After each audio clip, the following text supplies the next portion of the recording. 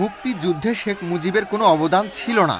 জেলা জমিয়তে উলামার সভাপতি আব্দুল্লাহ হক কাউসারীর এমন মন্তব্যকে কেন্দ্র করে ক্ষোভ প্রকাশ করেছেন উপস্থিত মুক্তিযোদ্ধারা।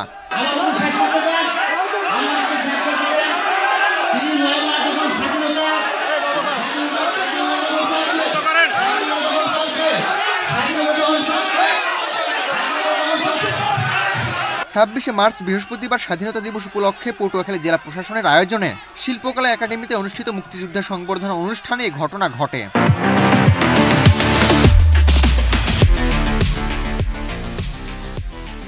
বক্তব্য দেওয়ার সময় আব্দুল্লাহ হক কাউসারী শেখ মুজিবুর রহমানকে নিয়ে উক্ত মন্তব্য করলে তাৎক্ষণিকভাবে অনুষ্ঠানে উত্তেজনা ছড়িয়ে পড়ে। এ সময় উপস্থিত মুক্তিযোদ্ধারা মঞ্চে থাকা অবস্থাতেই তার এই বক্তব্যের তীব্র প্রতিবাদ জানান এবং নিন্দা করেন।